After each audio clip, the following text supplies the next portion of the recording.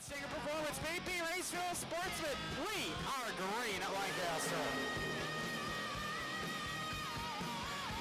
2x2, 3.5 rows deep off turn number 2 to down the back straightaway, and Jake Crispin's going to lead him.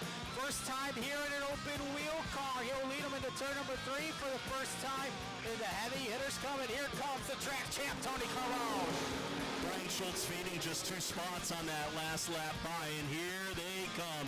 They circle around coming out of turn number 2. Keep your eye out for Crispin, who is your racing leader, but he's got traffic to his outside. That is Tony Carbone.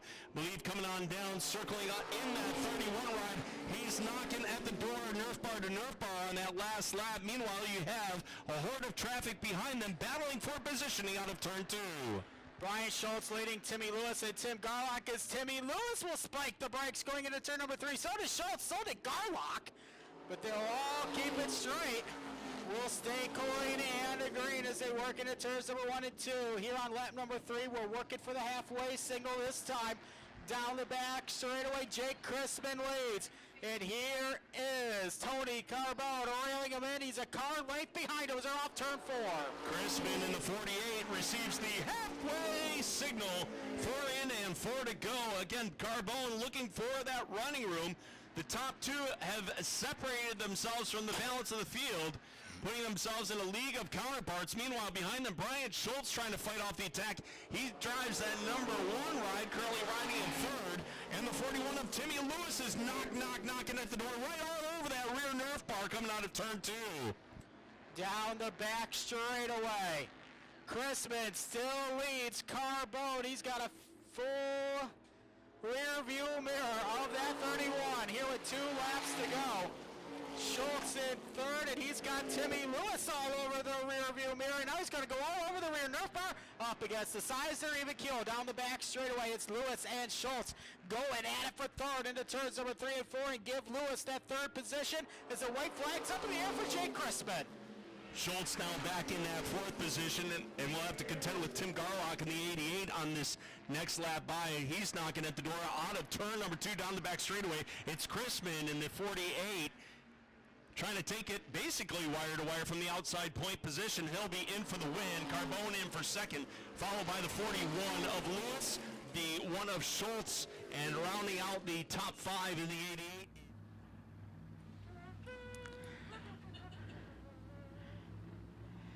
As the Imperial March will begin to play off turn number 4. Second and final round of qualifying for the Sportsman. We're underway. Alan Buckmiller will lead the paint right 65 for GS3 off turn number 2 down the back straightaway into 3 and 4 for the first time. It's a sea of orange up front between Buckmiller and Scores. They're off turn 4 for the first time. Buckmiller is looking for that running room, and here comes the 4 or the 51, depending on which angle you're looking at it.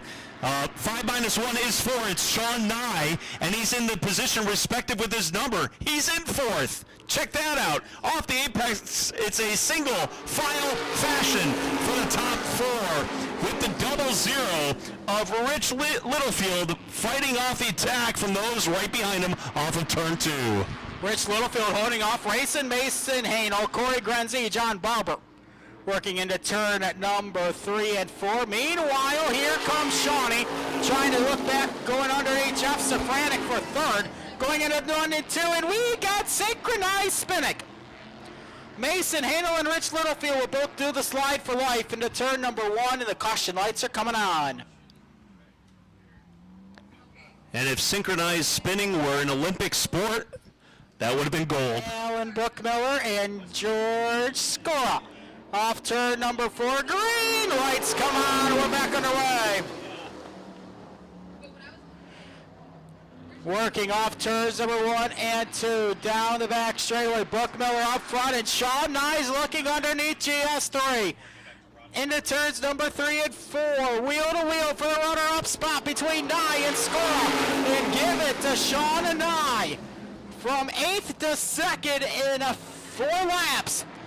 That car for the Tom McLeod car But whatever Sean and the crew did to that thing is a rocket ship. It is headed towards the front and in a hurry. 3 laps to go.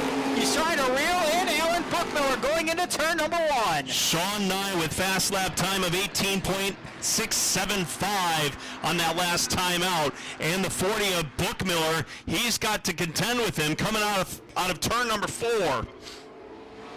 Side by side in the battle for the lead with 2 to go from our starter off the apex. They're back on the throttle again, and caution is out on the speedway. Yellow out on the grid. Car out of shape over in turn number 4. Corey Grenzy in the 08 pointed down towards the infield grass. The former micro sprint racer. Last year was in 18. So we get ready to go. Buckmiller and Nye will fire off turn 4. Green flag goes back in the air. 2 circuits left in this one as Nye in the 4 trying to get the bite out of turn number 2. That Tommy McLeod number 4 riding. They went 3 wide back through the field, battling for positioning as they circle around out of turn number 4. White flag is out. Nye going from the outhouse to the penthouse. From last to first for Sean Nye into turns number 1 and 2 down the back straightaway. Buckmiller rides into Scora in a 3rd, Barber 4th, Safranic 5th. As they work off the 4th corner onto the main straightaway. Final time, checker flag, Sean Nye in for the win. Buckmiller, Scora, Barber, and Safranic, your top 5 finishers. So Sean Nye. That thing is a rocket.